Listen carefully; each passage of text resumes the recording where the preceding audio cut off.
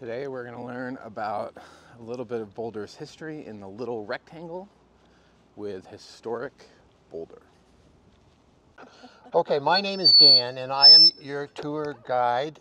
I wanted to give you a little bit of background on how this came about, and we'll also have some other introduction. I joined the Landmarks Board in Boulder in 1985, and that was the year that the city became certified to be able to receive grants from the National Park Service that were administered by the State Historic Preservation Office to improve a local preservation program.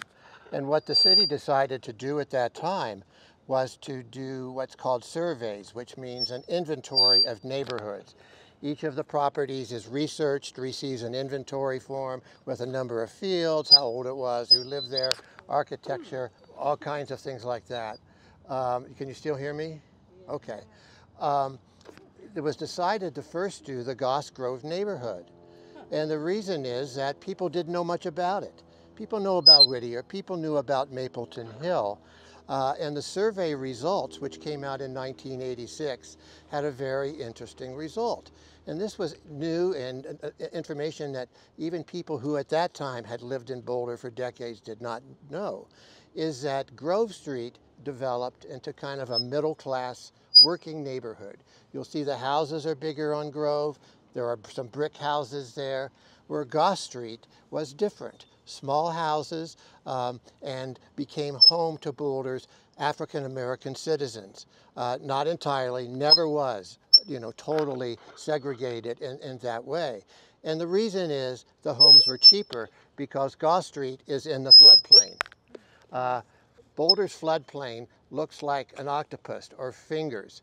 Interestingly, Arapahoe and Grove Street are not in it, but Canyon Boulevard, which was called Water Street for a very good reason, and Goss Street were in it. And so then 11 years later, I was mid-career. I decided to leave the practice of law and follow my passion, and I got a master's in public history from the University of Colorado at Denver, focusing on archaeology and historic preservation. And I remembered this about Goss Street, and I wanted to do deeper research into that. So I wrote a paper that's called The Black Community in Boulder, Colorado, which is available at Carnegie. It's available online too. If you want to put my name in or Black Community in Boulder, it'll pop up. Using a lot of census records, the city directories, that sort of thing, and to learn more about what this street is all about. And it led to more of a context of early African American citizens in Boulder. So I did that, wrote that paper. It was cited in some other stuff, people doing research on discrimination in the West, that sort of thing. And then, I don't know when it was, probably in the 2000s, Historic Boulder wanted to know if I could do a slide presentation based upon the paper. So I put that together, and I've given it several times. And then more recently, could you do this as part of a walking tour? And it's a walking tour that is just part of the African American story in Boulder, but it's a very interesting one. Now, we do have a special guest this morning, Michelle, who is a representative from the Goss Grove Neighborhood Association, who wants to welcome you and say a few words. I just wanted to welcome you on behalf of the Goss Grove Neighborhood Association, which is anybody who lives between 15th and Folsom and Arapahoe and Canyon. So, and there's a few of my neighbors here, I see. This is a fantastic little neighborhood, has a lot of history, and it's wonderful to highlight certain aspects of the history. And we just want you to enjoy and come back and see what we're about. Thank you I've been on his tours, I've seen his slideshows. Fabulous. You'll learn a lot. Okay, well, thank you very much. Thank you for coming here. And thank you for all your work in Goss Grove over many decades. Yeah. Well, some of us have been involved in many decades. And my house is in the floodplain, and it's not any of those places you described. Yeah. Well, Boulder has done a pretty good job in terms of, in 2013 it could have been a lot worse, except for the measures that Boulder has implemented over the decades. Yeah. So. Okay. But a lot of history. So next I'm going to get to your cell phones. Were you informed to get the Pocket Sites app on your phone? If so, bring that up. If not, you should get it. If you don't have it, we can deal with that. And the reason is that it has photographs of the properties. And it's a tour company. It's easy to put together, and it includes a photograph of the property as it is today, a historic photograph, and other photographs, if there are any, of people and other places as well. What So, was it called again? Pocket Sights, Okay, one Pocket word, SIGHTS. And it'll take you to the Pocket Sights tour closest to where you are. So it should pop right up. You know, if you're out of town, you just put in Boulder. It'll give. Right. I just have to add the install. Okay. But while you're getting that, I'll go ahead and start the tour. And I apologize for this. This is a new. Yeah, just move the speaker to the right side of your body, farther from your microphone. Oh. It'll be better if it's farther from your body. Yeah. Or farther from your mouth. What if you put it in the back? Well, then he's. It's the transmitter. How about this? Okay. Okay. So this is the introduction. Unlike Boulder's earliest white settlers who came as single men, many of them miners, Boulder's early black residents primarily came as families. Some came with sufficient funds to purchase houses, while others spent their earliest days in what's called the jungle, which is shown in the second photo above. It was called the jungle not as disparagement against African Americans, but because it was all the trees. You might notice it down in South Boulder Creek, south of town, and I see in the western part of the United States along streams, and even historic photos of Central Park, full of trees. And so it was like a forest, and it was called a jungle for that reason. But it also was in the floodplain. So many of the first settlers in Boulder who were of lower income stayed there for a while before going on to other places. The jungle was what is now the landscape park between the municipal building and the library. Oh. Okay, in that area. It was recently re-landscaped, a few years ago. There was a notorious black madam, Molly Gordon, who maintained her establishment in the jungle, although she officially listed her occupation as laundress. You have to understand that Canyon Boulevard was the railroad tracks. There were 6 railroad lines. There was an other side of the tracks. It didn't become Canyon Boulevard until the 1960s. To get out of town to the west, you went on Pearl Street, because Canyon, a lot of the railroads dead-ended there as they came into town. The homes of the earliest black citizens were usually small, single-frame, what is called vernacular architecture. Notably different was the now-demolished brick house of the Lingham family at 2001 Mesa Drive, where Frank Lingham, a mason, he built it himself in 1900. At the time of the 1880 census, there were some black citizens living in what became known as what is the little rectangle where we are. And the little rectangle is considered to be 19th to 23rd and the south side of Water Street, because there were the railroad tracks. And so, which became increasingly segregated during the teens in the 1920s. To appreciate the flood danger, take a look at the third and fourth photographs of Goss Street taken from the 1894 flood, and you'll get an idea of what that flood looked like. If someone doesn't have a phone, you might want to share it. I don't know the vantage point where these photographs were taken on Goss Street, but you'd think it was a river. It was really that bad. However, most black families at the time did not live on Goss Street. They lived throughout the community, on the edges of the community. Black families typically purchased an existing home instead of building one, with some notable exceptions, including the home of educator and lawyer Ruth K. Flowers at 2019 Goss Street, which we'll see. Although it was not entirely segregated at any time, the little rectangle became increasingly segregated to the teens and 20s, as I mentioned, when the Ku Klux Klan made an appearance in Boulder County, claiming a membership of 2,000 in Boulder. In 1920, the census of Boulder was 11,000 people.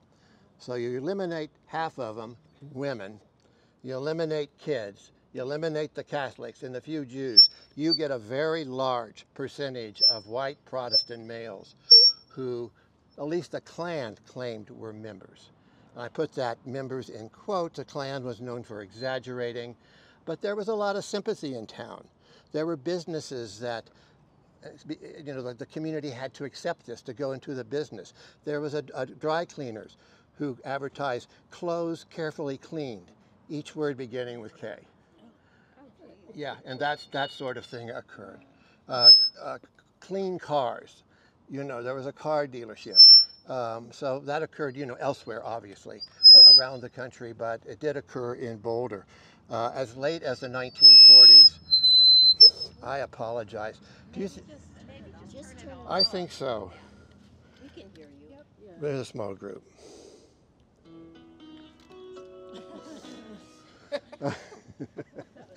Okay. There were cross burnings on Flagstaff as late as the 1940s, to give you an example how much Boulder has changed.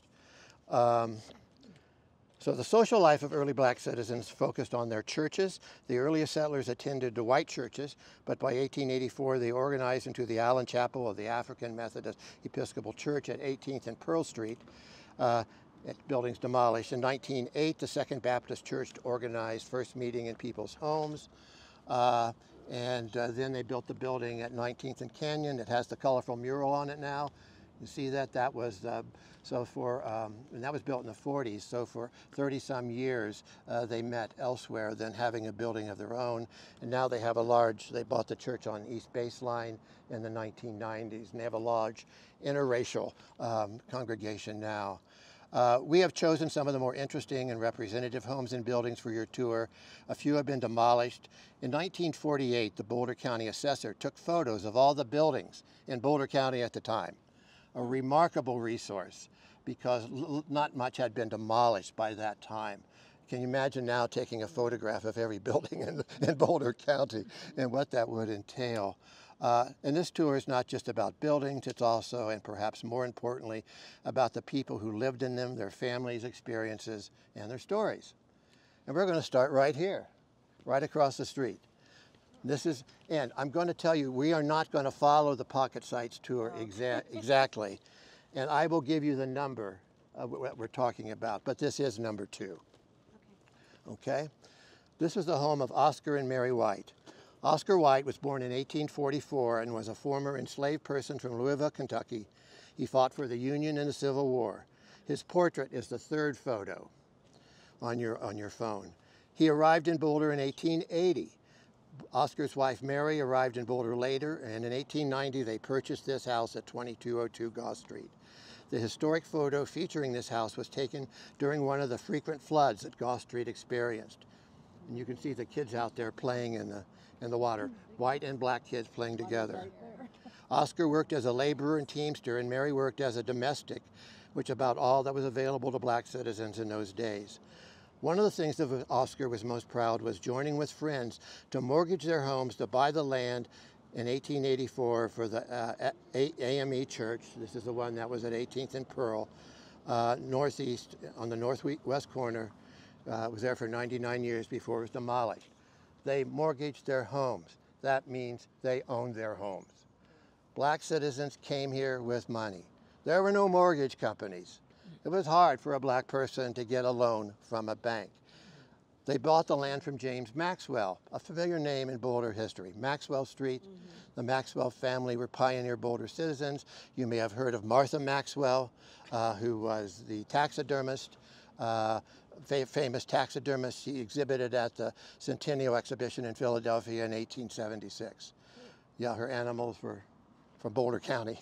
But anyway, that family owned that. They were developers and entrepreneurs, and they bought it from Maxwell, who gave them the loan to be able, who mortgaged their home so they could pay it off. Mary was an active member of the church. She was the first Sunday school superintendent, led fundraising and helped child rearing for congregation members, and she was belatedly awarded $30 a month widow's pension for her husband's service in the Civil War. And she continued living here until she also passed away in 1924. Okay, now we $30. $30. Well, that was 19. Probably not too bad back then. No, I don't know whether you can Google that right now and tell me what it's worth. That's okay. Okay, we're going to head this way, and let's, which is the shadiest side of the street? Looks like the south side. Why don't we go there? We're going to the next corner. So do people, I don't see anything on there. So it's not like they're landmarked houses or anything. There are two of these houses, three of them we're going to see, which are landmarked. Okay. And the Second Baptist Church is in a historic district. Okay. So it's a contributing building to the historic district. So this was the home of James and Martha Hall. James and Martha Hall moved to Boulder from Kansas with their 3 children in 1876. They may be the first recorded black citizens to live in Boulder, although records were not maintained as they are now, so it's really hard to tell. But this is the first black people we know who actually lived here pursuant to some document. And they came from Kansas.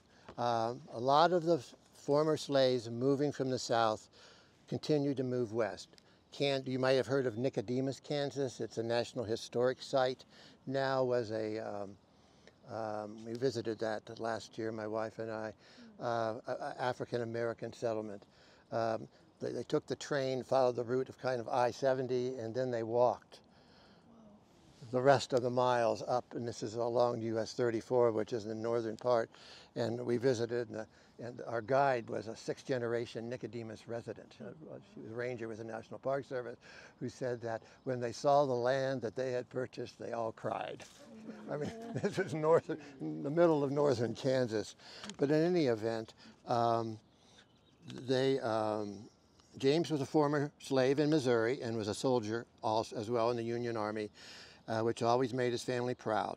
His father was Irish, not unusual. In 1882, the Halls purchased this house at 2102 Goss Street from Robert Culver, who had purchased part of the Goss Farm.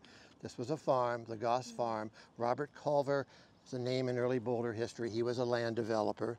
And the house was already built when they bought it in 1882.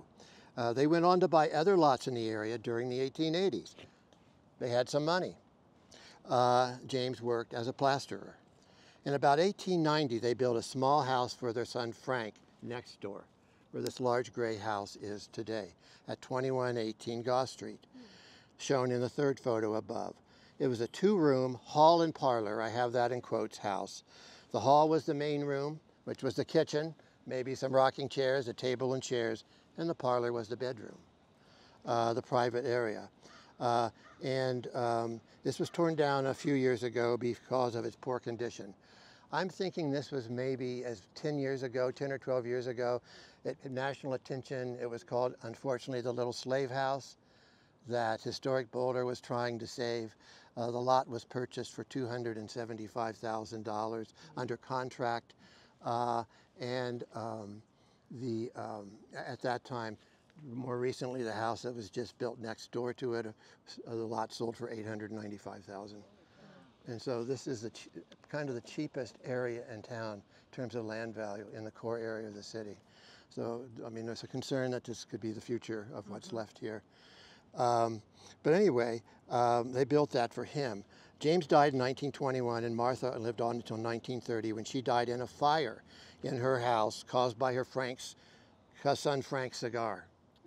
And so this is why this 1948 assessor's record on your phone has the house looking pretty much the way it does now, because it was rebuilt after the fire. We really don't have a photograph of what it looked like before that 1930 fire. James and they are buried in Columbia Cemetery. Cemetery was never segregated. And the Halls, if you walk down 9th Street and look closely about the middle of the cemetery, you'll see James and Martha Hall's tombstones. So we're going to look just across the way, and we might as well let's go across there where there's more shade to where this apartment building is now. And this is number 4.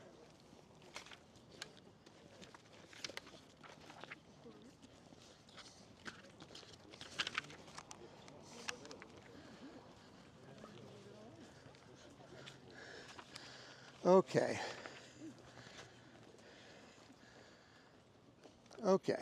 We're going to talk about a gentleman by the name of Delbert Ray. And we're going to talk a lot about his family later on, but right now it's just Delbert. Delbert Ray moved to Boulder when he was 2 years old, having traveled here with his parents in 1914. The family lived in the next block at 1953 Goss Street, which we will see. His father, Alfred Ray, was a janitor of the First National Bank on Pearl Street, and his mother, Carrie, stayed home with the children. His maternal grandmother, Alice Basquette, also lived down the street, and we will hear about her later. Delbert attended Boulder schools and attended college out of state. Upon returning to Boulder, he worked at Perry's Shoe Shop. Anybody remember Perry's? At 1913 12th Street. That was Broadway at the time. Perry's has moved around. In 1938, he married Texan Annie Barton, and they moved into their first home nearby at 1726 21st Street. In 1940, Delbert operated his own shoe shine business in the lobby of the First National Bank where his father worked. He and Annie decided they wanted to have their own business. So in 1946, they opened Ray's Inn on this site, a small false front restaurant here at the corner of 21st and Goss Streets that was built in front of their alley house. They lived in a tiny house. If you look at the insurance maps at the time, I mean, it looks like a shed, a tiny little place. Here in the back is where they lived. And they had a lunch counter, and they had tables out in front. And so it may be the second outdoor seating in Boulder after the Chautauqua Dining Hall. Okay. The historic second photo above is what it looked like. They had music, musical entertainment, including outside, often jazz music. Even the Texans who came to Chautauqua in the summers came down for Annie's barbecue. And the neighborhood boys, a combination of black and Latino at that time, this is late 40s, early 50s, came for ice cream, paid with the money they collected, returning bottles to Bova's Pantry that was located on Arapahoe at that time. It was not long before Delbert quit his job at Perry's to devote time to the restaurant. In 1951, Ray's Inn was actually listed in the Negro Motorist Green Book, a travel guide written by Victor Green for black motorists traveling around the country. Did you all see the movie The Green Book? Yeah. You know, a few years ago? And all the Green Books are now online through the New York Public Library. Yeah. It is the only listing in Boulder. The third photo above is the cover of an edition of the Green Book in which Ray's Inn was listed. And I know some of these little anecdotes because I was able to interview three gentlemen, now old men like me, who were boys at the time and remembered Ray's Inn. One was Sonny Flowers, a black gentleman who became recently deceased, the president of the Colorado Bar Association. The other was Gil Martinez, who retired as a deputy fire chief of the city of Boulder. And Eddie Toledo, Toledo Glass Company, ring a bell with any of you? They all lived in this block. And so they had their childhood recollections, and they were the ones that collected the bottles and that sort of thing. Delbert died in 1955 rather suddenly at the age of 43. He's buried in Columbia Cemetery. And Annie tried to keep the restaurant going, but ultimately decided that she could not do it, and she went back and lived with where her mother lived in Texas and died at age 71. Interestingly, the names of some of the restaurants that succeeded it were Max Dinette and Casablanca. So this may have been the first Mexican restaurant in Boulder. I'm guessing at that. I didn't research it, right here on this corner. Okay, we're going to walk up mid-block. When did they build the apartments? 1946. It was just a simple building, if you don't have a phone, with a false front. And the assessor's photo is very poor because there was a tree, right? And it was taken from the west of the false front, so you can't even see that in the photo. Okay, Ruth Lolita K. Flowers lived in this house at 2019 Goss Street off and on from 1921 until she passed in 1980. She and her sister Dorothy grew up in Cripple Creek with their grandmother, Minnesota Waters, known as Minnie, who was a cook in the goldfields. And she wanted the girls to get a good education, so they moved to Boulder in 1917 when Ruth was 14. Now, it was not an uncommon phenomenon for people to move to Boulder so their kids could go to high school here. There was a high school at 16th and Pearl that was the predecessor to Boulder High that was called the State Preparatory School. On the corner, there is a plaque commemorating that. And it was built in the 1890s, and it was demolished after the Boulder High School was built. They wanted the kids to be able to be, sufficiently educated to attend the University of Colorado. So grandmother, Goldcamp Cook, brought her kids to Boulder so they would have those opportunities. They first rented at 1912 Water Street, would have been within the little rectangle, until this house was built with local labor, including participation by the two girls. They built their own house. Ruth experienced racism in Boulder on her first day when she and Dorothy were refused service for ice cream cones. In 1920, when Ruth finished high school, she was denied her diploma because the principal claimed she had not completed a physics assignment, and she believed she had.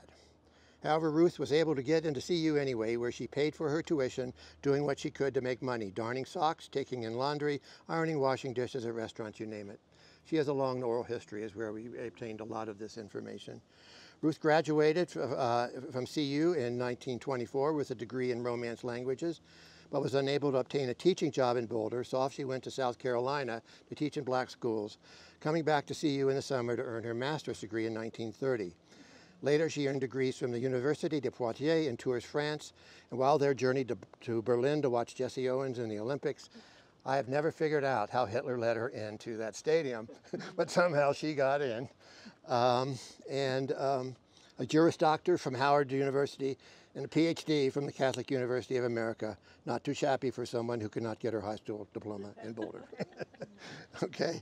She was married for a while to fellow attorney Harold Flowers, whom she met in law school, and was blessed by the one son, Harold Jr., called Sonny. I mentioned him as one of the little boys who provided information about the Green Book house or building. She ended her career living here at 2019 Goss.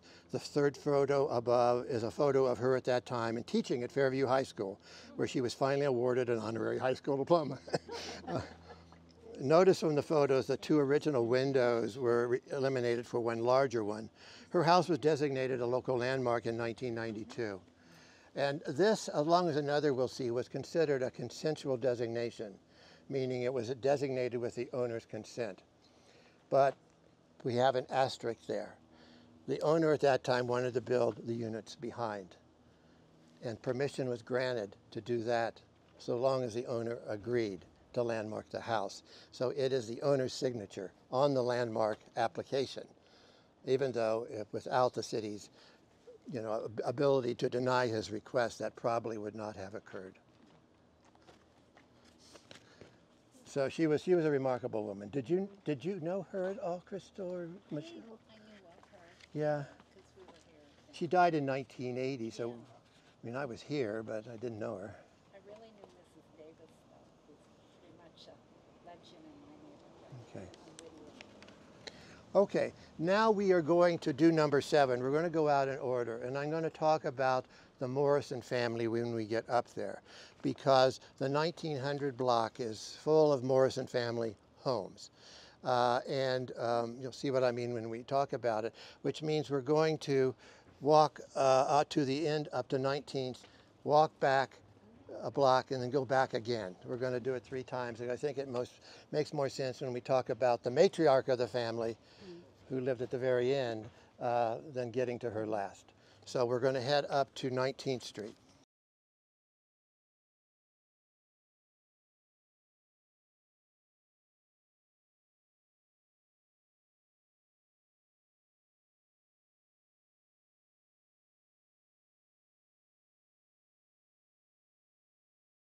Morrison, and because he was probably the Goss Street resident that obtained the most fame outside of the area. And he never lived here himself, and I'll tell you why. George Morrison is featured in the second photo with his violin, was born in Fayette, Missouri in 1891. In 1900, at age 9, he and his older brother Lee made their way to Boulder. The two boys lived here and there in the vicinity of the little rectangle for a few years. I followed him in city directories, never really lived in what became the little rectangle, but all around it. Lived with a minister at one time. The AME Church was on 18th Street, just north of Canyon Boulevard. But he himself did not live here because his mother didn't move here till 14 years after he was here. The two boys lived here and there. They wanted to try to make their living on their musical talents, talent inherited from their musical parents, playing guitars and homemade string instruments such as George's corncob fiddle for the mining communities in the Boulder foothills. They performed as the Morrison Brothers String Band. Although George loved performing many kinds of music, he always considers himself a classical violinist. He took lessons and performed wherever he could, whether in Boulder or Denver, including at recitals, churches, parties, Masonic lodges, and many private social clubs in Denver. Being in Denver, often he met and married his wife, Willa Mae, who came from a prominent Denver family. They lived in Boulder for a short time, but moved to Denver as most of George's playing work was in the Denver area. The photo of George was taken when he considers himself as a serious violinist. In 1912, the Denver Statesman, which was a black-oriented newspaper in Denver, said of him, "Mr. Morrison is a young musician of promise. He has developed into an acceptable major number on a high-class program. I'm sorry, I was going to get it. Oh, that's okay. His career is just beginning, judging from the wonderful strides he's made in a few years." In 1913, George was placing ads in the newspaper for violin students as a studio on Tejon Street. He withdrew from Emma Webster's orchestra to create his own orchestra that prepared for first-class music for all occasions. In 1914, now you know he is just 23 years old, he was in the newspaper several times a week playing classical music at various venues around the Denver area. Denverite Hattie McDaniel, later famous for her Oscar-winning performance as Mammy in Gone with the Wind, sang with his orchestra. George experiences racial discrimination that same year while performing at Elitch's. His orchestra was released from its contract in the park because black musicians could not be part of the union. However, they still performed at many other venues in Denver. He died in 1974 at age 83. Although George did not live on Goss Street, many of his relatives did. Grandmother, aunts, uncles, cousins. Take a look at the family dinner in the third photo above. George is on the left. He recalls the little rectangle being a bustling place crowded with black residents and some whites, with increasingly some Latinx citizens as well. Be sure to also notice when we go down here the little backlot houses. 2 of them are remaining, sometimes called back houses, built to house family members and other black citizens who could not find willing sellers to black citizens elsewhere in the city. Addresses of the black, oh, we'll see them. I don't need to tell you that. So that's kind of George Morrison. I started with him instead of his mother because he is related to everyone else I'm going to talk to for the next several minutes, including number 12, if you want to skip to number 12. And it's the gray house here in the corner if you want to stay in the shade. I don't need to see it because I've seen it before. May I ask a question? Sure. Why is this picture the name of the stop? Is it just to tell you this location? Yeah. Or was there something there that we should know? Well, to do the tour in order of where they come, Yeah. I was going to stop there before we did them. Okay. I'm now suggesting we start here. No, I mean the picture is of this building. Yeah, George it's just to Morrison. tell you where, Just to tell you where it you are. is. So where's the gray? Right here. Oh, right here. It's a 2-story house, which is kind of unusual. But Excuse me, sorry. I'm going around it. if you want to just go around me and take a look at this house on the corner.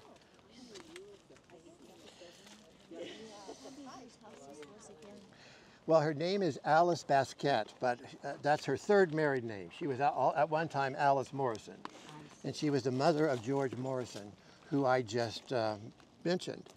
Alice Basquette lived here at 1903 Goss Street from the mid-20s until she transitioned to the next life in 1953. She was born in Missouri in 1865. She married at the young age of 15 to her first husband, Clark Morrison. Clark played the fiddle quite well, and Alice joined him on the piano. They never imagined in their early days together the musical prodigies that were born to them. Several of their children, as you have learned, attained musical fame. The family came to Colorado in spurts. Alice's 2 sons, Lee and George, came as boys in 1900, as I mentioned, and she did not see them again until she arrived in 1914. Widowed twice, she married George Basquette, who took care of her children like they were his own.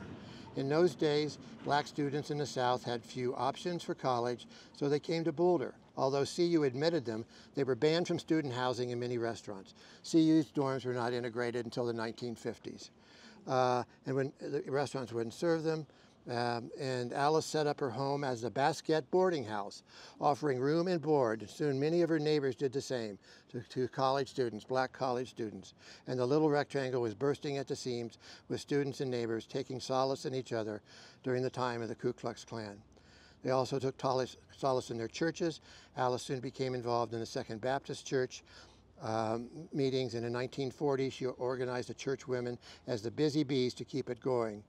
She was always the type of person who saw what needs to be done and did it. The Bees renamed themselves the Queen Alice Missionary Society, which still exists within the Second Baptist Church, which was, pardon me, in honor that may have been a highlight of her 88 years, of which most of them she spent right here. This is going to be a common theme in the next few. So many of these houses, they took in students, CU students, because they had no other place to live. They were admitted to the university, but they wouldn't provide housing. So now we're going to walk back a house, next to 1915 and a half. We're going to look back at the, look back to the alley to see the backlot houses. One of the, sure. Do you know, is this pine tree this tree? I don't know. I don't know. Could be. That would have been taken in 1948, that photo. Okay. Okay. So take a look down this gravel driveway, and you will see one of the back houses. We call them ADUs now. It's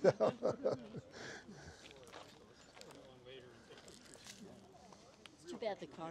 If you'll just look down this driveway, you'll see it, and we'll walk on to the next house.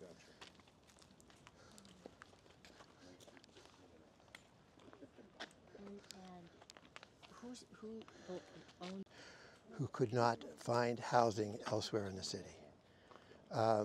I don't know, did any of you know the Nylons, George Nylon and Mildred? Some of you, I'll talk about them now because it's relevant to the backlot houses in a sense. They were from Alabama. Charles Nylon was the first black professor at CU. He came in 1956. His wife Mildred, who died not too long ago, 3 or 4 years ago now, in her late 90s, became the first librarian at Northern Library. Well, they moved here. The realtor showed them houses on Goss Street. And Mildred said, and I was a friend of hers, I'm not going to live in a segregated neighborhood. And because, this is what happened. And the first house they lived in was Spruce Street, but they ended up in a large house on Pine Street in what is now the Mapleton Hill Historic District. So good for them. And had a wonderful African art collection. That was 1956. This is where a black family who were professors were taken to, show their homes. So we'll talk about this house with this two-story house here while we're stopped here in the shade. And this would be we're going backward now, number 10, George and Mary Reeves. George Washington Reeves, Jr., son of a minister, was born in Sturgeon, Missouri in 1876. He was one of 7 children born to Reverend George Washington Reeves, Sr. and Mary F. Turner Reeves. In 1900, he married Mary Morrison, daughter of Alice Basket, sister of George Morrison. In Fayette, Missouri, and after the birth of their only child, Alice Cleora, in 1902, they came to Colorado, as did some of the other Morrisons. Their families were close friends, and they formed a band together. Elmer McVeigh, John McVeigh's brother, we're going to learn about John McVeigh. He has a landmarked house. Was in the orchestra, and you'll see a photo of the orchestra on the app. George Morrison played the violin, and George Reeves played the taps, also known as the drums. Over the years, the members of the band changed. In the third photo above, you will see that George Reeves was still playing the traps, but Jack Morrison was on the bass. His brother Lee was on the flute, and George's brother Joshua was on the cello. They loved to entertain family and friends, etc. Although George loved playing music, this was George Reeves, not George Morrison. He also had steady employment as a laborer, working a variety of odd jobs, included helping out at John McVeigh's billiard hall, working at a shoeshine parlor, and being a second hand for the railroads. The railroads provided many jobs for black citizens because they were hard labor jobs, and that's what they were relegated to. In addition to housing their 6 children, They took NCU students in that house. Their daughter Cleora was college educated from the Kansas State Teachers College, but had to go south to teach. After World War II, she returned to Boulder, but could only find work as a cook in a sorority house. The Rees rented several different houses on Water Street, now Canyon Boulevard, and Goss Street, before buying this house in 1921. They lived here until their deaths, George in 1950, married 10 years later, and they're buried in the Columbia Cemetery. These are the folks in the blue house. So now we're going to go to number 9, backwards. We're going to see another backlot house.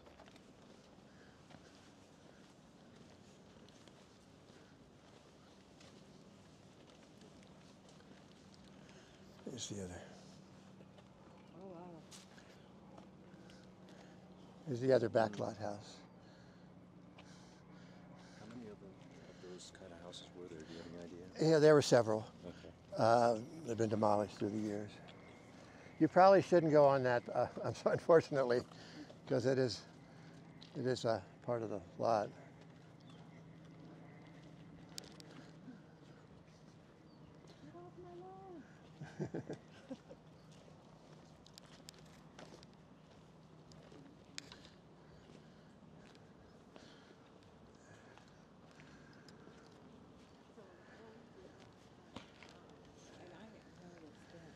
Why don't we pull in here and we'll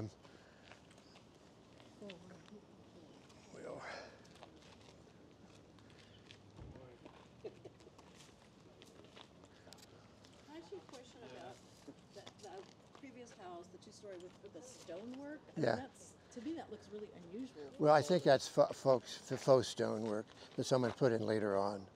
Okay. I don't think it's real stones. Yeah, that was- because it looks hand chiseled or something. Yeah, that was kind of a common thing. I don't know, 1950s or so, I suppose. Okay. Yeah. It was kind of to modernize the houses. I mean, one thing I want to mention now that we've seen these 7 buildings, those of you who know historic preservation, these are 7 buildings associated with the same family that look almost exactly the way they looked. This is a lay-down historic district. It could be a lay-down historic district. But we're going to talk next about the house next door, which we really don't need to see because we'll walk by it, but it's been altered so much, I'm not sure the original house is even in there. And what number is it? It was number 8. Okay. And we're going to talk about one of the residents, Anthony Ray. Anthony Ray, to give you perspective, was the brother of Delbert Ray of the Ray's Inn, the Green Book place.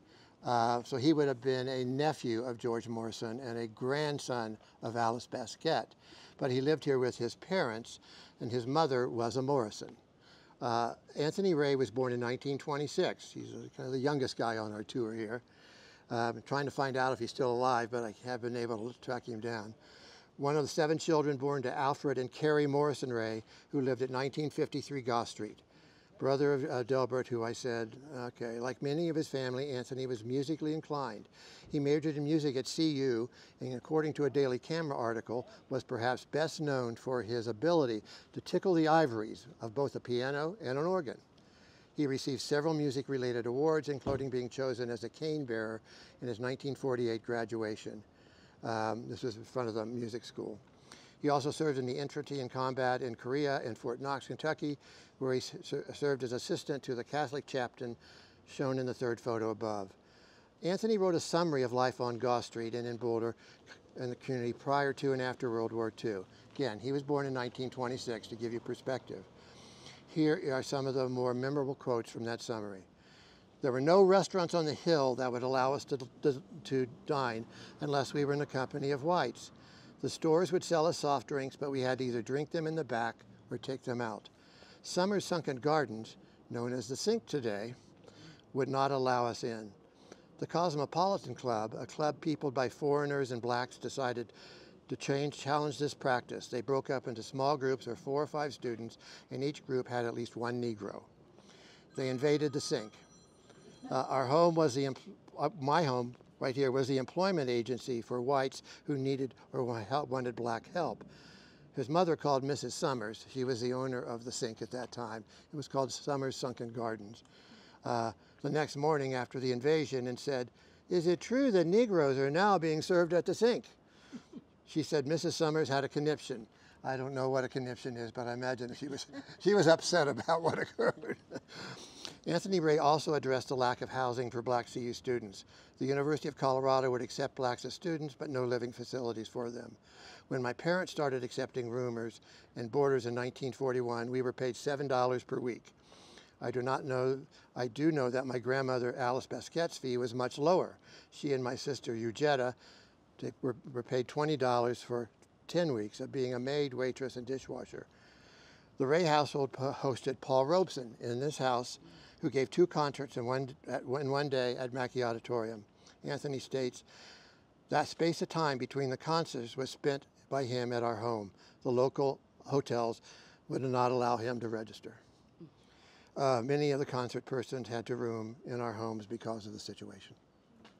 Again, this is a house next door, lived in by the daughter of Alice, sister of George. And the next house is catty-cornered, which we can't see and probably couldn't see because of the vegetation if we went over there. But it is pretty much pristine, and it is number 6. I wish I would have taken this tour last year because we were hired to do a documentary about the 100th anniversary of the sink.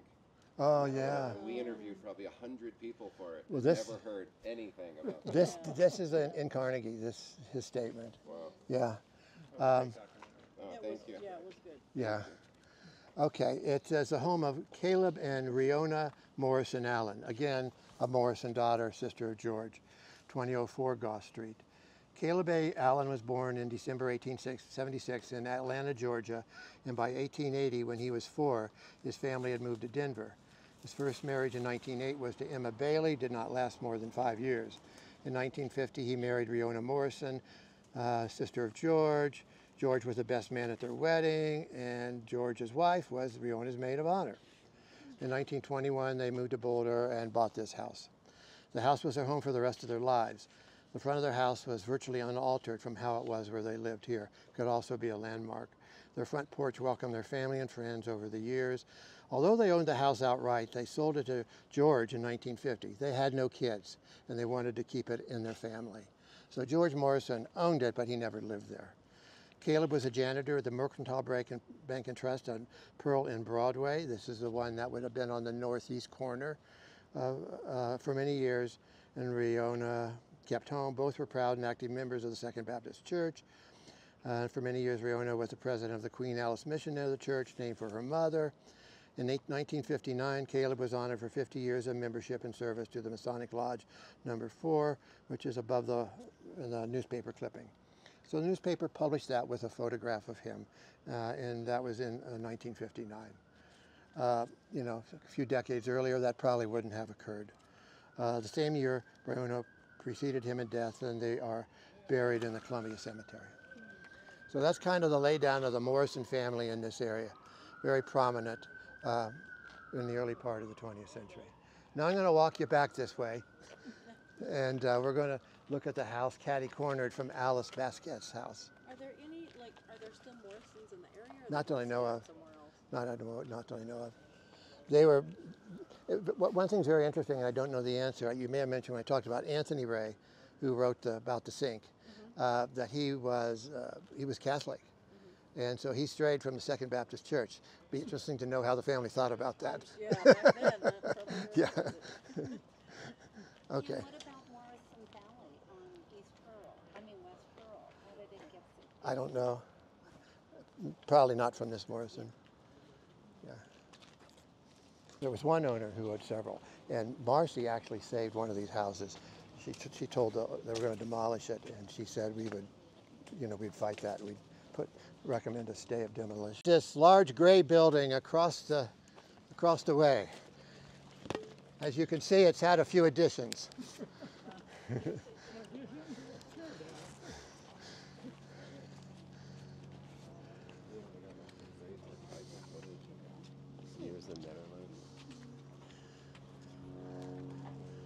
Okay, this is number 13, 1631 19th Street, and we're going to talk about Lillian Wheeler.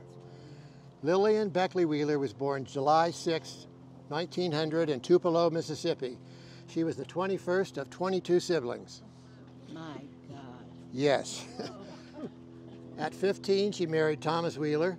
I can understand why she wanted to get out of the house, whose father left him some farmland near Okolona, Mississippi. In 1924, with their son Lydell and daughter Mabel, the family moved to Boulder but kept the Mississippi property. They moved for two reasons. One, Tom had asthma, and his sister Lily Bell had moved to Colorado where the climate helped her son, who also had asthma. Two, the schools were not segregated here, and they thought their children would get a better education. Did they experience discrimination in Boulder? Well, some. Sometimes the children were teased and called names, but they did not consider it overt like in Mississippi.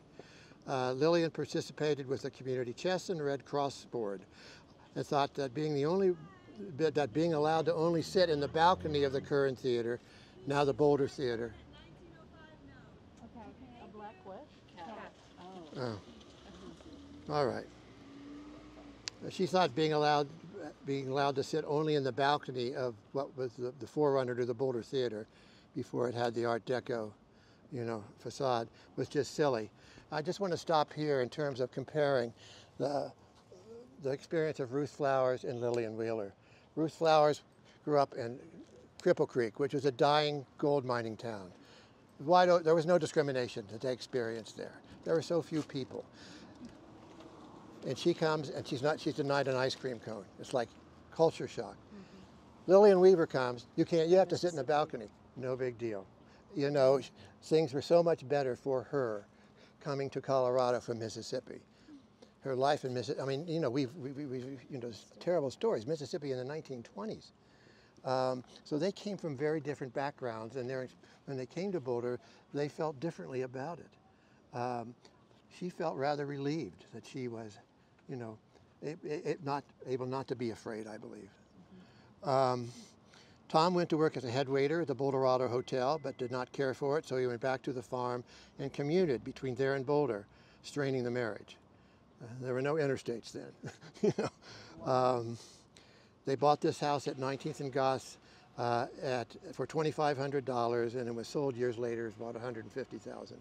And of course, I think the original house may be under this front portion. I'm not 100% sure.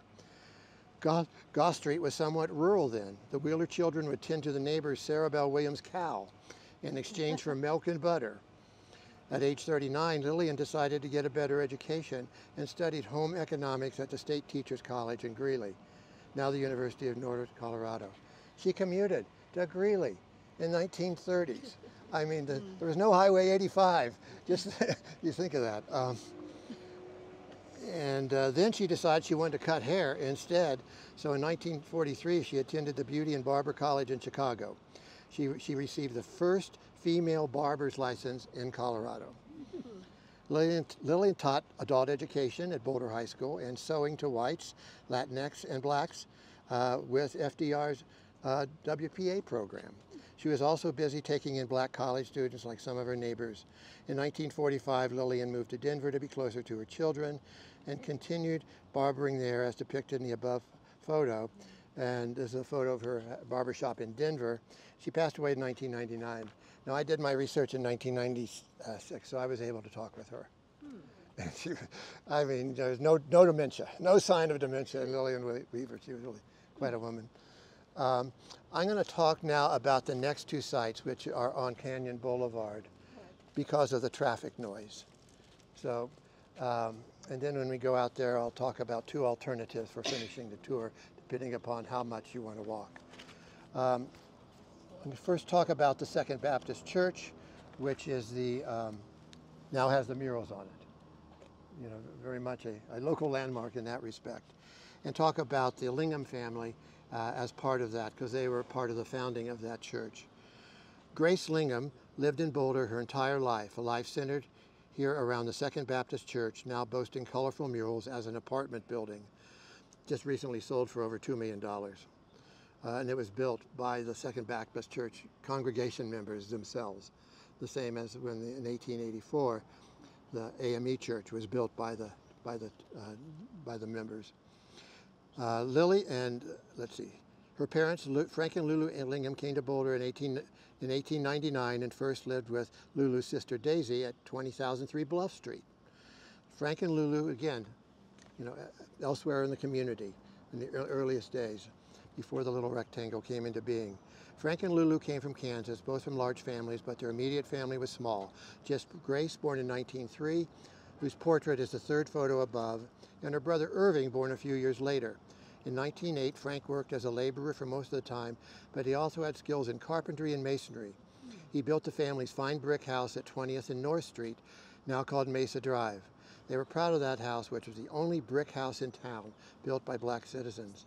The house was quite a landmark because people traveling north on 20th Street had a prime front view of it because they have to make a turn there because 20th Street ends to go and, to make the turn in to become 19th Street. Unfortunately, that house was demolished not long ago, and there's a rather striking contemporary house there that now is your view going up 20th Street. Grace did experience some discrimination growing up. Now, you understand at that time, behind her house were fields. It was the very edge of town. It felt like a black person could live anywhere in Boulder. The family lived in a white neighborhood, and Grace played with white children in the fields behind her house. But Grace recalls that they were not able to be served at some restaurants, and the movie theater had a special place for them, the balcony. And brother Irving, who was quite an athlete in high school and at CU, could not eat at some restaurants in towns where the basketball team went. Irving played in the CU Symphony as well. He married and opened an upholstery shop at 19th and Pearl Streets. Grace never married and did house cleaning and lived in the house till she was 80 years old when she moved to senior housing. She lived in the one of the older senior housing buildings at it was on Walnut Street, kind of where it ends, merges into Canyon. There's a housing authority building there, and that's where Grace lived the rest of her life. She died in 2000, so I was able to speak with her. The Second Baptist Church was founded in 1908 by Grace's parents and other black citizens when Grace was a little girl. The congregation first met in people's homes, then in a carpentry shop for about 30 years. Then they bought the land at 19th and Canyon, called Water Street, in the early 1940s. Congregation members built a church themselves, which near to stonework, whenever you go, we won't go over there, but above the doorway. It's a very simple building except for the stonework. So if you're in the vicinity, go take a look at that stonework. The congregation stayed here until they outgrew it and moved in 1991 to the current location. Grace was the church clerk for 31 years. And this building is now a contributing building to what is called the Chamberlain Historic District. Back in the 1990s, I will be a little political here. I think the City Council was much more sympathetic to historic preservation. And on West Pearl, the buildings on Canyon, that's called the West Pearl District, but along Canyon, they were in bad shape. And the City Council actually took these two districts, Chamberlain, east of downtown, what became the West Pearl District, west of downtown, where they were working class neighborhoods, and made them a historic district. And so when I say the Chamberlain Historic District, it's called the Chamberlain addition to the City of Boulder. That was the subdivision way back in the 19th century. But the church is considered, it has the same status as if it were individually landmarked. Okay, now I'm going to talk about another building on Canyon, and this one has a landmark plaque. I saw in Ruth's Flowers that someone took it off, but 1718 Canyon Boulevard, the John Wesley and Emma May McKay house. House you've seen millions of times if you've driven down Canyon. John Wesley McVeigh was born March 22nd, 1855 in Mount Hope, Alabama. His mother was born and wedded into slavery and took the name McVeigh, which is the name of her master. John never knew what happened to his father, but his mother bore 9 children, and at the end of the Civil War, they moved to Junction City, Kansas. Again, intermediate step to Kansas. John stayed in Junction City, but the rest of the family moved to Concordia, Kansas. By 1885, John was living in Colorado with his wife Alice and daughter Mamie. Alice passed away, and John married Emma in 1896, with whom he had 7 more children over 12 years. In 1900, John obtained a loan from the Boulder National Bank. This is a change from 20 years before. Okay, he could get a loan from a bank. He was a businessman, maybe that helped. You know, he wasn't considered a, quote, laborer. To purchase the property at 1718 Water Street from an estate. The stipulation with the banks was that he keep the property in good condition and insured. That was not difficult, as he owned the Iowa, why it's called that I don't know, the Iowa Barbershop and Pool Hall at 1530 Pearl Street. This is where the big parking structure is today. That was built 20 some years ago now, 22 or 3 years ago. On the south side of the street was his pool hall and barbershop. A photo of it is on the app. It is now the site of a parking garage. John employed a good number of friends and family as barbers and porters. He received loans to renovate the property to accommodate more business over the years. His shop was a community gathering place for many years and a place for amateur musicians, including himself, to play joyful tunes. Both 1530 Pearl and his house at 1718 Canyon witnessed a great deal of music. Junius Lewis, a black gentleman with mining interests, often visited the family at this address, where he stated he always looked forward to the musical evenings. John and his daughter Hazel went on to play with George Morrison's orchestra. In 1913, John was stricken with pulmonary tuberculosis and died on January 15th. He's in Columbia Cemetery. Emma and most of his children, who had professional careers, I tracked some of these children. They were college-educated students in Denver, and she lived there until 1951. And in 1995, the McVeigh House was designated as a city landmark under the same sort of process that Ruth Flowers was. It was a singular house surrounded by a lot of land. This is the land he bought. And there was a development proposal to develop that land into several more units, which was allegedly to be affordable housing, but that never came about. That has happened more than once. And so it is surrounded by other houses. They're nice. I mean, they're, but you'll see so the permission was given to build those houses as long as they would preserve the landmark. So first we'll go up here, take a look at the side of the Second Baptist Church, then head west on Canyon. And after that, we are going to cross Canyon and go to 18th and Canyon, a site, and then go up to 18th and Pearl. So a lot more walking. And that's where some of you may choose to end the tour, because the last 5 sites end at 2400 Block of Pine. A lot of space in between. So if you can't keep that walk, you can always, you have the app, you can go back and do the tour, walking, driving, biking at any time. So we'll have the option, you can end at 18th and Pearl, or we can go on, and that'll probably take another half an hour to do that, I'm sure, once we get to 18th and Pearl. It includes the home, though, this might interest you, of O.T. Jackson. You've heard of Oliver Toussaint Jackson? Mm-hmm. He was the founder of the Deerfield community, that's being considered as a National Historic Site. Well, he was the first caterer of the Chautauqua Dining Hall and owned several restaurants in Boulder. He was what's called a messenger to several governors, thanks to Governor John Shafroth, who had some Boulder roots, except during the time we had a Klan governor. In the early 20th century, he was the most prominent black citizen in the state of Colorado. And his house, which is unaltered, is currently for sale, and it's tiny, for $950,000. Yeah. Dan, is there a short answer to this question? So, my wife and I live right around the corner at 17th and Grove. We walk every day for years, never see one black person. When was the transition? World War II. World War II. There were no jobs. I mean, it was part of Boulder's decision it's been throughout Boulder's history, to become a college community.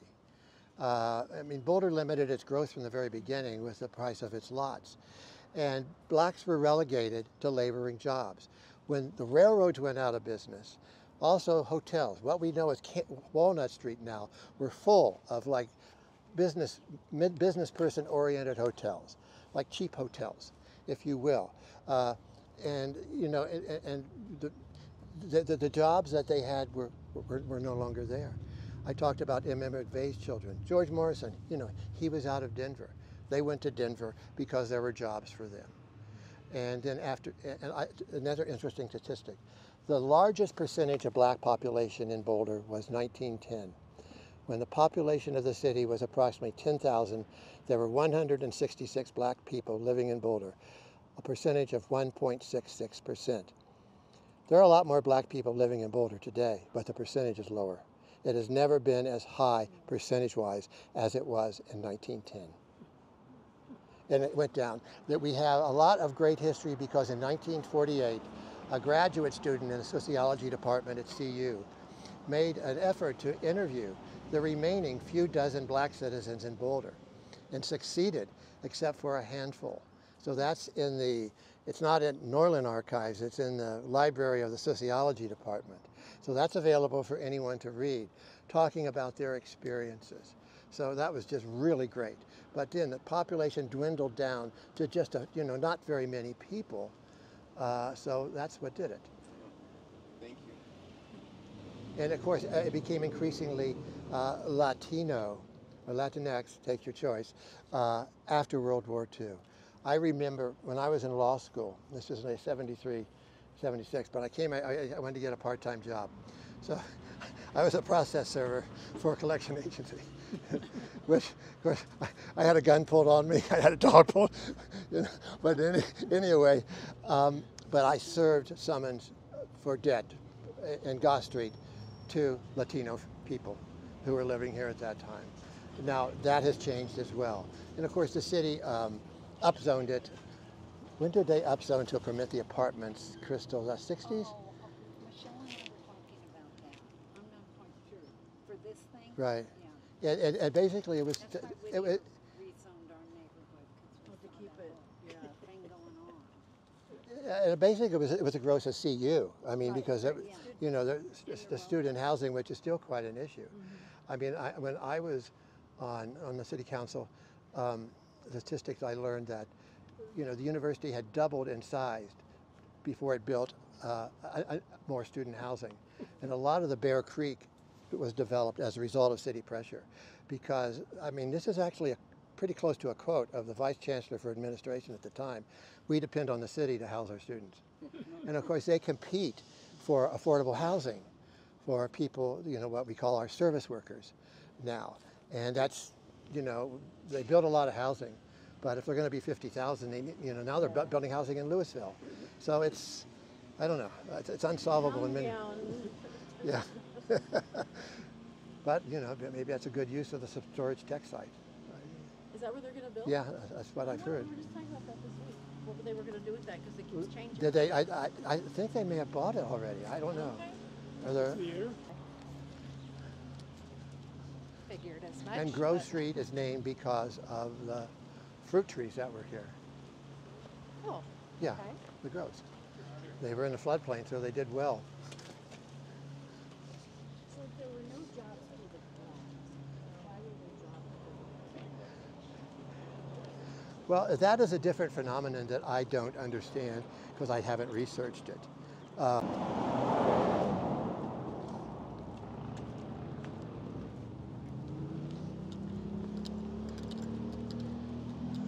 Preservation is considered part of that. So here we are. You can see Okay. this is the plaque. This is the house. Oh, right. Okay.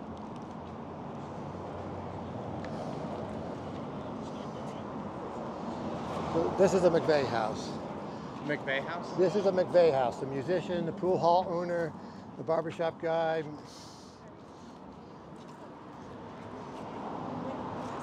And again, all these houses that are built around it. This was a large.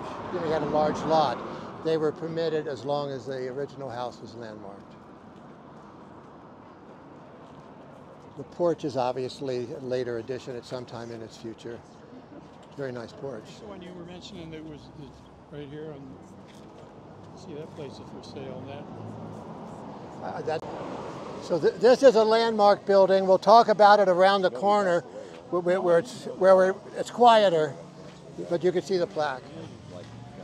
So you may have just said that's, but this building. So why was this building placed on the National Register? Well, I'll tell you when we get around the Oh, corner. okay. I thought maybe that's what you were saying. No, we'll get up here a little bit. This reminds me of a lot of the houses, that old houses up in the mountains. You can see it's very simple construction. Yeah.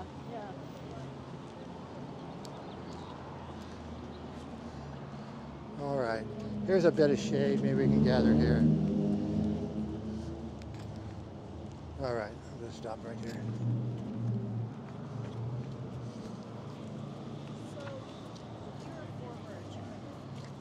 What?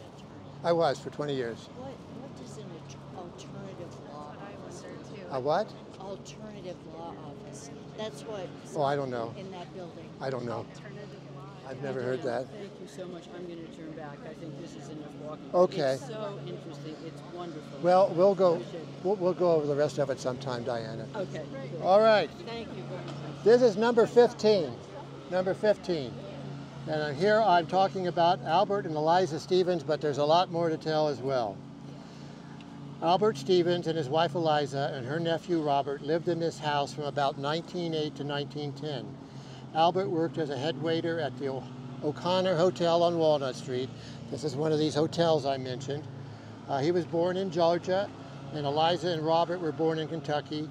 Living on the north side of the railroad tracks, they were separated from the black residents living on the south side of the little rectangle. It was a noisy and gritty time living here, which I think you could say is probably pretty close to today, maybe not so gritty. But they planted a garden in the back. The house was built about 1870. This is one of the oldest houses surviving in Boulder, and has a board and batten construction on the outside. It has an interesting history. Farmer Robert Culver owned the land, and he sold the property. It changed hands several times over 10 years or so. One of the owners was Amos Bixby, who owned a newspaper called the Boulder County Herald, and also wrote Boulder's first history in 1880. 1880. European settlers came in 1859. They were already writing histories of Boulder. Oh, hold on. I turned the page. It was called The History of Clear Creek and Boulder Valleys. He was the postmaster to boot. He turned around and sold it to a Swedish immigrant, Anders Nelson, in 1882. There was a kind of a Swedish colony up on Pearl Street in these same blocks. But it also was home to black residents off and on. I mentioned that like the Morrison brothers, they lived here and there. The new house there, the gray house, was where the minister, one of the ministers at AME Church lived, and I thought maybe they lived there as well. In 1977, the Historic Preservation Organization, Historic Boulder, purchased the house to save it. It was in bad shape, rehabilitated it, and landmarked it in 1978. When the Stevens were living here, no one would imagine that the little house, called the Little Gray House by Historic Boulder, would be so important that the city considered it worthy of preservation. In fact, the entire neighborhood was designated as the Chamberlain Historic District in 1995, honoring the working class citizens who made it their home. Later on, Albert and Eliza Stevens, they moved across the railroad tracks to the little rectangle. And this has somewhat special meaning to me because I joined Historic Boulder's board at the time that they purchased this property in 1978. And I recall a Saturday afternoon when we landscaped the backyard. And I couldn't tell you what I planted, but some of what's planted here has my fingerprints on it. I think you need the water. The lilacs look pretty poor shape, don't they? This ilex looks like it's been planted later than 78, but Yeah. so I don't know. Is that shed also historic? You know, it is. It was here then, and I don't know its history, how old it is. So why did they choose this house to be historic? Well, first of all, they could afford it. I mean, you have to go through Historic Boulder's history. They got some money because they saved Highland School at 9th and Arapahoe. The school district bought it from the school district, which wanted to demolish it. It's a longer story than that. But they stole it and had some money. But in retrospect, to give them a lot of credit to looking at a working class house and not a large mansion, because that's what so many people, when they think of historic preservation, they think of the large mansions. But it's these buildings as well. I mean, it's the whole history, which of course hasn't always been told as well as it is. And there's lots of information on the movers and shakers of the late 19th and early 20th century. To get this information, you really have to dig a bit. So. And why is it on the National Register? Because Historic Boulder applied to put it there. Oh, okay. The National Register does not mean what a lot of people think it means. To be on the National Register, you don't have to have national significance. You can have regional, state, or local significance. And so many of the buildings in Boulder could be on the National Register. It's quite a difficult process to get bet. on. You have to hire a Costs consultant money. anymore, and it costs money to do that. In order to be a higher category, a National Historic Landmark, you have to have national significance. We have that in Chautauqua. And this is news, hasn't been released yet, because it has one more kitty to go through. We may have a second National Historic Landmark in Boulder soon, in our Boulder County Courthouse for the issuance of the first same-sex marriage license. That is being studied by the National Park Service. It met its first hurdle, and now is sent to Washington. So, and they're into that these days, of course. They're into the underrepresented, sites and that sort of thing, as is common in some of the country. Put it that way.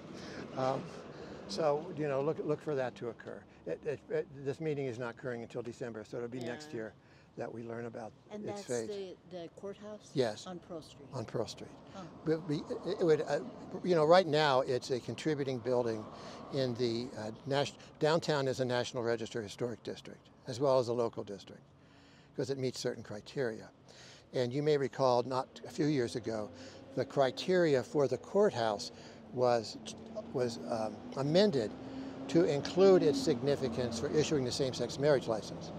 That wasn't part of the original designation, which occurred in 1980, when that was just like new news. It wasn't historic yet, but now, it's considered historic. So they amended the basis of the significance of that building as being a contributing feature to the National Historic District. I'm talking historic preservation language, so if I lose some of you, don't worry about it. So that gave it the sort of national significance that made it eligible to be a National Historic Landmark, if you followed me. It has to have national significance. Otherwise, the Boulder County Courthouse would be local significant. And it's very significant. I mean, it was built with reused materials from the bulwarks of the mining railroads, and that sort of thing. It's a very important building to the region. Okay, now we're going up to 18th and Pearl, and I am going to talk about it here because Diana is going to be leaving us, and it's demolished, but we'll walk up there and before we head on the longer route. Okay. Okay, this is the northwest corner of Pearl and 18th Street, the Allen Chapel of the African American Methodist Church. Glad tidings to you all, and may God bless, would be the type of greeting one would receive from James Clay, that is Reverend James Clay, Hannibal, Missouri born, who came to Boulder in 1884 as the first pastor of the Allen Chapel of the African American Methodist Church that stood on that site from 1884 to 1983. Asterisk, 1983. Since the mid-1990s, when the City Council enacted a demolition review, any demolition of a building over 50 years old has to go through a review to see if it's eligible to be landmarked. That was not in effect. If had it been in effect in 1983, it's possible we would have been able to save that church. It's not always as easy as that, but there was no process in order to do that at the time. But he didn't live here. He lived at 8th and Marine. There's this great photograph of him in a carriage in front of his house at 8th and Marine Street, pretty far out in the country. Behind him up the hill is farmland, and it would be the Columbia Cemetery, which when it was created was out in the country. So he lived there, and the house is still there. It's been stuccoed, and it's one of the houses slated for demolition or removal as part of the Gregory Creek project. After the 2013 flood, the city said, we got to do something at Gregory Creek. I mean, the neighborhood was developed before there were a lot of flood control in terms of requirements for development. So the city is buying the houses when the owner is willing to sell for fair market value at the time.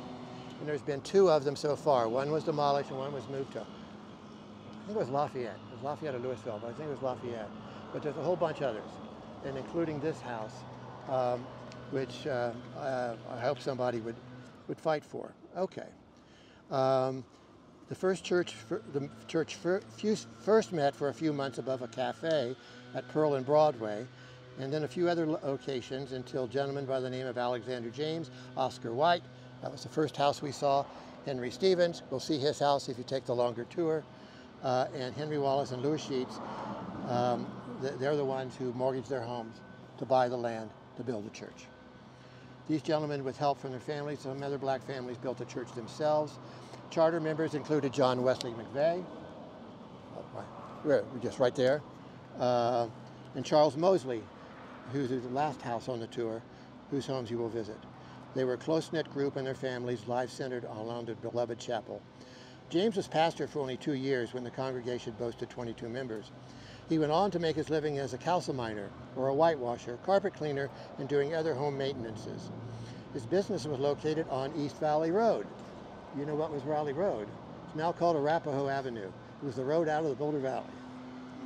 There was no 93, obviously. There was no 93 until Rocky Flats came.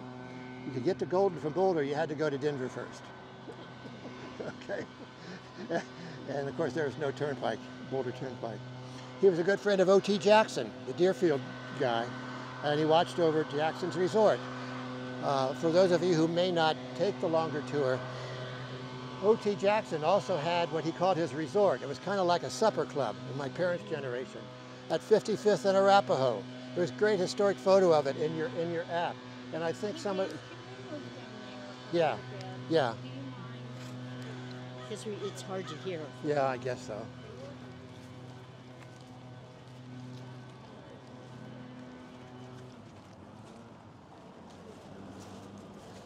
But my point is that, he was a friend of O.T. And the church actually, as late as the 1950s, I'm sure you could walk down there a little bit. needed some updating.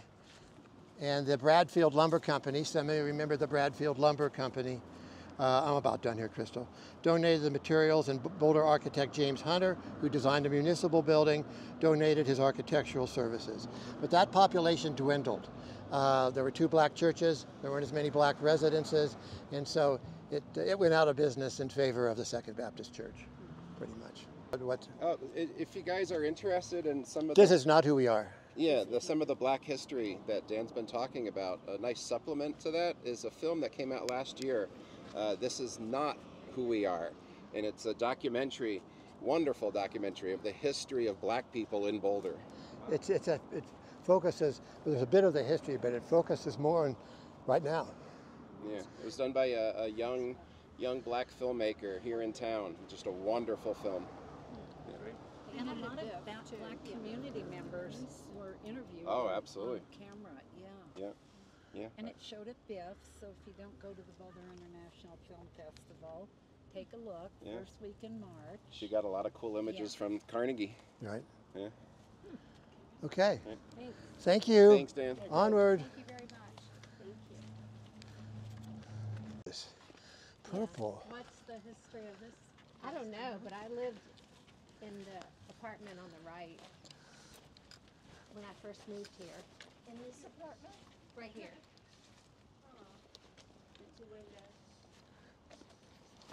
The current Senate president, who is term limited.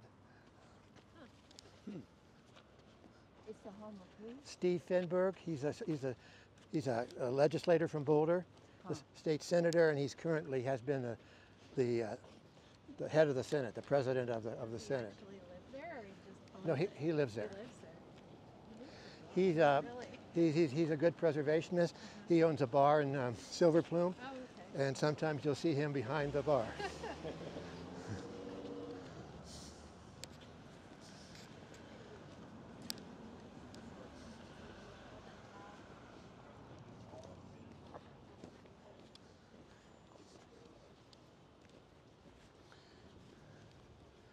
And when we were on council, we were naive enough to talking about all these condos that are built about Canyon, hoping it would be housing for people who work at downtown.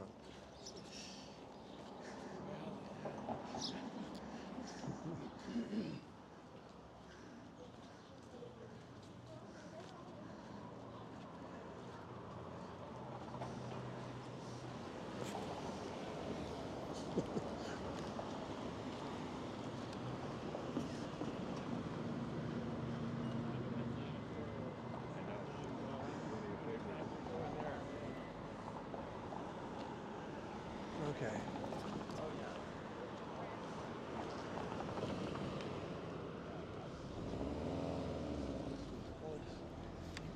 Boy, they can't lease it. This was the side of the church right here. The church faced east. Isn't this also Penny Lane? Yeah, it's Penny Lane. Penny Lane too, yeah. I think Penny Lane was, if it was demolished in 1983, that's about the time Penny Lane started. Yeah. And Mrs. Davis had a little white house, and she lived in the front, and the church was I lived in the Yeah. Yeah, so I got to hear a lot of the services, walking the dogs. Oh, that's charming. Well, we're going that way, so I suggest we cross here so we get the shade. And I think the rest of the tour will be a bit of a walk, but because of the neighborhood, we're going to have a lot of shade.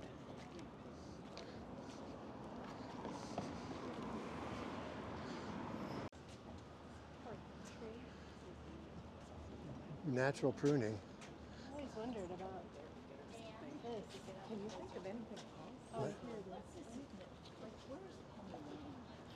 It was a nightclub. It was where the building we just saw. And it was there for a long time, like almost 30 years, I think. So where the church... So that was a dumb idea.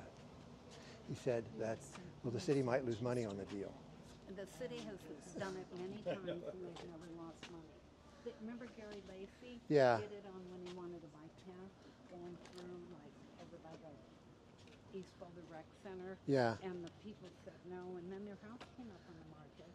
City bought it, put the bike path in, put up a fence, and sold it, and they lost no money. Hey Dan, you forgot to point out the little Swedish hotel there. It was a Swedish little neighborhood. Yeah. This is? Well, back there at Pearl Street, along Pearl. I wonder what brought the Swedes over here. You know, I don't know. And Dan, thank you for getting Chamberlain and working on that. Yeah, the Chamberlain Historic District. Well, that was a long time ago. That was like beyond, I didn't believe it could be done. Bye. I lived in the 1890 house, and I'm in the home. Bye-bye. Bye. Okay, we Thank you, Dan. see you. Come diehards. Come with me.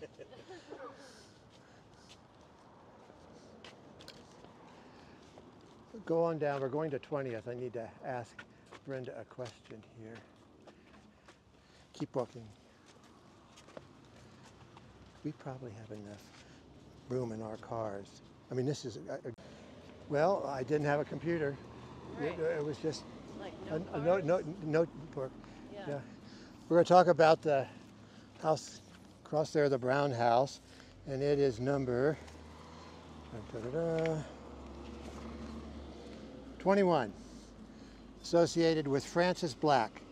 Frances Black came to Boulder from Kentucky in 1880 with her 4 children, the youngest only 6 years old at the time. She was able to buy the handsome house at 2002 Spruce Street. She was a widow and worked hard as a laundress, but was also able to buy in 1881, 1 year later, a house around the corner at 2103 Pearl Street as a rental property to bring in more income. Like many of Boulder's early black residents, Frances was good at saving money, paving a way for the good life away from the Jim Crow atmosphere of the South. She passed away at age 60 in 1901 and is buried in Columbia Cemetery. The house later became the home of Forrest Crossan. Forrest was a Boulder historian who focused on Boulder County's railroad history. And it's in pretty much original shape. I think the window above the porch there is not the original window. But another comment of note here, I talked about Charles and Mildred Nylon, the first black professor, and his wife wouldn't live in Goss Grove. This street, house which you cannot see because of the vegetation, is where they first ended up. And that's a very elaborate Victorian style house. Okay, another 2 blocks.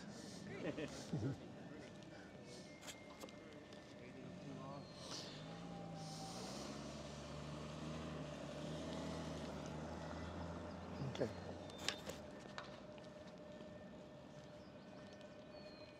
How do you think she had this money? She just worked as a laundress. You know, the only thing I could figure out is they saved it. They had poor paying jobs. Their ancestry was in slavery. They just had to be good at saving money, Yeah. saving and managing.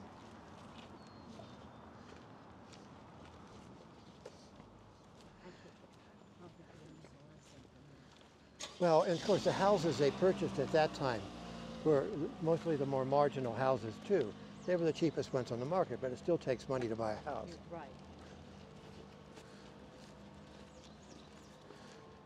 Pool.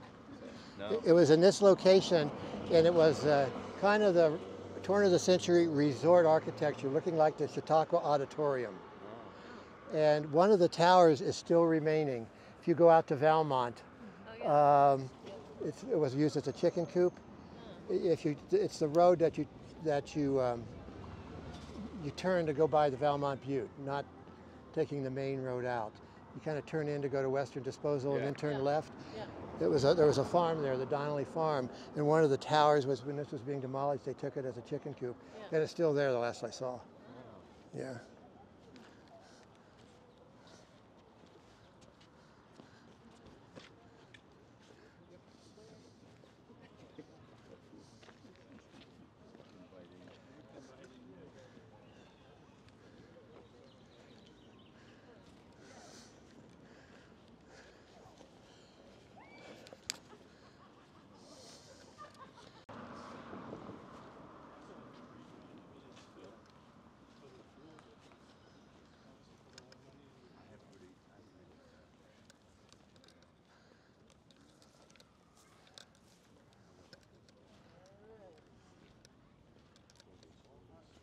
Hello.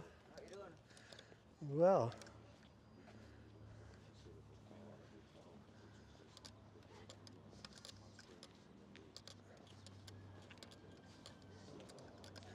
Original part. Yeah, you can see the 1881, I believe. See, how did they ever talk the school district into keeping it? Parents. It's landmarked. The parents, they get to school. I was president of Historic Boulder when the bell tower, we got the bell tower, the bell towers were taken out all over town of the schools. Most of them have been restored now because, you know, they rotted and they were expensive to repair. Donated lumber, donated materials. And we had to fight the school district to accept the donations. Well, yeah. They thought it would result, turn right here, in a designation. Now, it ultimately was designated because the parents in this neighborhood, they wanted to keep the school. So that's what it. And the same happened with Mapleton. Yeah. You know, it was community, and University Hill School as well. It is landmarked.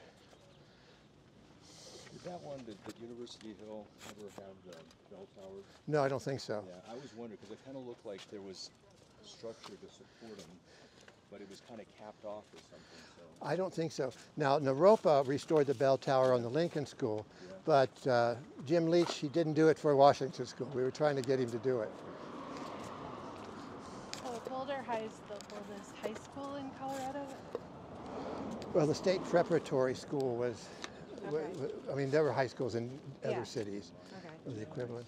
That's what they, on the tour that they, of the high school, they say it's the oldest high school in Colorado.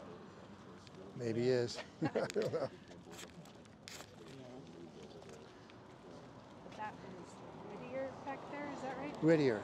So that's the oldest. Still in existence in the state. This house was recently renovated to look like it did originally. It actually had been changed quite a bit. It's a home of Henry and Fanny Stevens. Henry Stevens, whose portrait is the third photo, lived in this home until his death in 1945.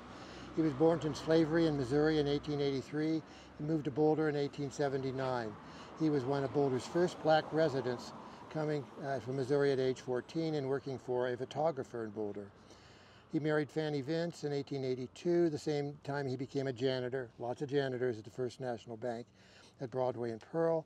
For 50 years, he was more than a janitor. He did everything. More than once, this is his quote, I moved silver bricks to the windows for displays, then back to the vaults. Boulder was a booming town then, with ore wagons rattling into town all day long. I was brought up to do my work and let things alone. And he was one of the gentlemen who mortgaged the house to build the AME church. And then next door, we can move in the shade. You're not going to see this house at all, but it doesn't matter because it's been altered. Guy by the name of Alexander James, born in Virginia in 1850, and was a laborer, moved to Boulder in 1885, and was a cook in hotels on the Silver Grill on Pearl Street and the St. Julian Hotel on 13th Street. And He was what again? he was a cook Oh. at the St. Julian Hotel, the first St. Julian Hotel. We have a new one now. I didn't know there was a first. Yeah, there was one. It was on 13th Street. It wasn't where the current one is. Where did it get its name? Boy, that was a good question. I don't know. Oh, I thought you would. I don't know. But I bet, I think he even misspelled it here. But we'll see. Maybe it's a different St. Julian spelling. Okay. So anyway, that was Alexander James. But next door is the O.T. Jackson house. Sale. Only $950,000.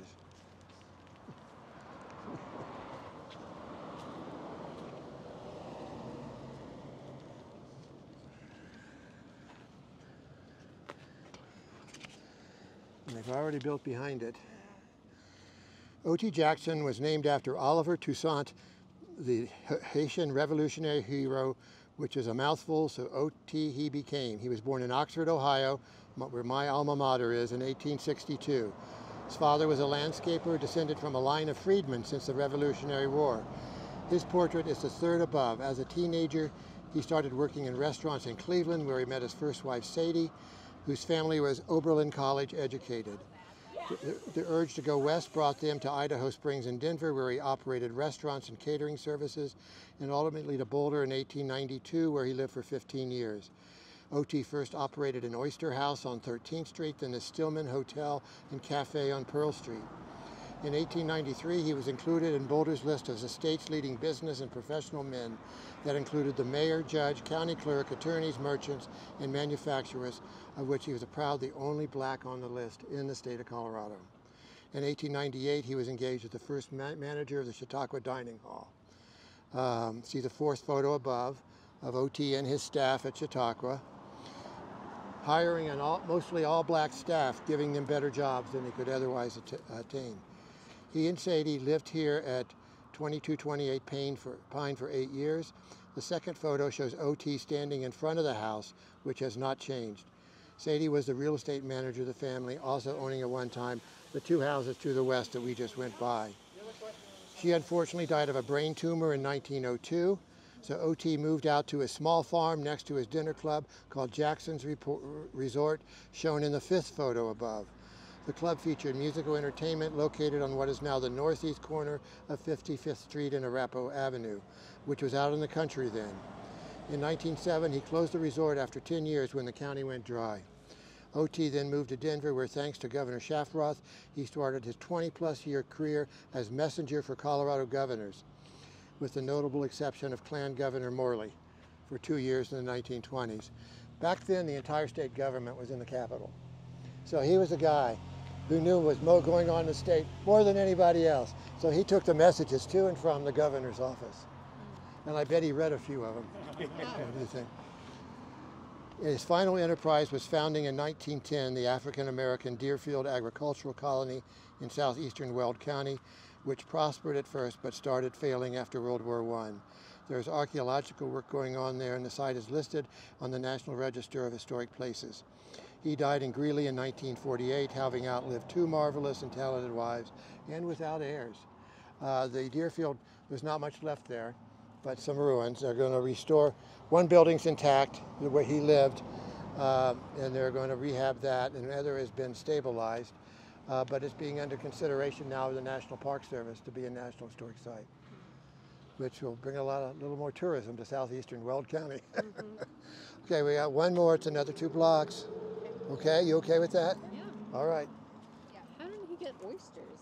Oh, oysters were very common because they could be canned. Oh, you know, very common in the West. You know, they had canned food by that time. And he didn't get them out of Boulder Creek. The only development potential is in the front. But if you go to the website for it's inside, it's completely contemporary. Yeah. I mean, it's like, why would someone buy it and tear it down? Right, right. You see this? Yeah, what's that all about? I've always wondered. Well, A ghost store? Boulder's first zoning ordinance, and we weren't the first in the state, we were the third after Denver and Grand Junction, believe it or not, was in 1928. And the concept was to have walkable neighborhood services for each neighborhood. That didn't take very well because then everybody had a car after 1928. So little stores grew up around town. You know the little, it's now Alpine Modern at 9th and College.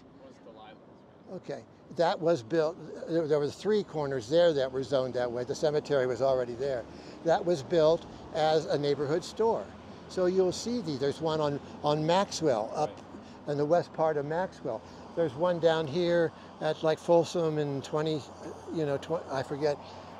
You know, you'll see a little around town, and on the State Farm office on North Broadway. You know, that was a result of that zoning ordinance. But the zoning was changed in 1948 because people were driving to the Safeway. Okay. So this is a remnant of that. I don't know what's in there now. I don't know. It doesn't have a business name, so maybe someone... It's a private home. Somebody lives there? Yeah. Okay. It's one of the gas ones, too. It's the bane of my audio sound. Gas-powered blowers.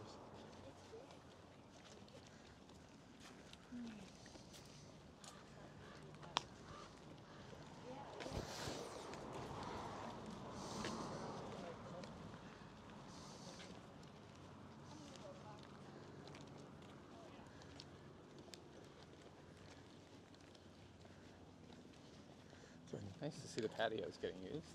It's a New Orleans balcony, it looks like. Oh, maybe. You're on a hot mic, Dan. I don't care.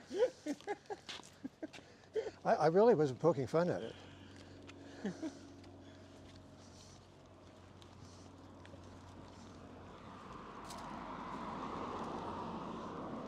So you're going to clean up all my stutters. No, I'm just going to stitch the pieces together and throw it on our YouTube channel. Oh my goodness. And I'll send you a link. Thank you. Maybe I won't. Hopefully, maybe I won't listen. Hopefully the audio is okay, but it's tough. Audio is really challenging. Yeah. So you went in here for that other tour. That's right. Yeah, that was on Okay. tour. Well, this next house is the one we're stopping at. Very well cared for. 2418. Right here.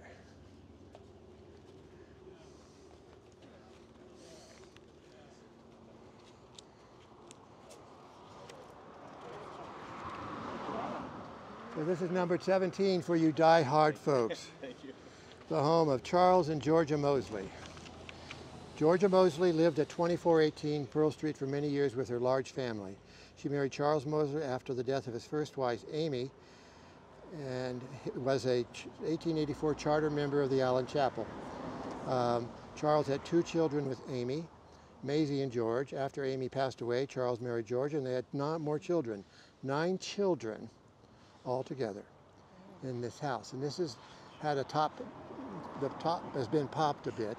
I think the pillars look original if you look at the photo there. It's a 1,207 square foot house, and they had 9 kids in there. The house had a vernacular wood frame construction. It was very simple with what's called folk architecture. The columns may be the same ones from when they lived there. In 1900, Charles was acting crazy, and he would find himself in, quote, strange circumstances. In 1903, Boulder County Court declared him insane. He was sent to the asylum in Pueblo, where he lived only another year before passing away. His remains were brought back to Boulder, and he's buried in Columbia Cemetery. The house stayed in the family for at least 80 more years, 106 years altogether. The children and grandchildren always called this home. Even though Georgia eventually moved to Chicago, she kept it in the family. However, in 1992, after being in the family for 106 years, her heirs lost the house for failure to pay the taxes. And then it was sold, and it was a one story, and I think that this, story and a half appearance was built. But it's lasted all this time, and obviously very well cared for. So that ends the tour, and thank you for making this long leap out to 24th and Pine. Thank you so much for everything.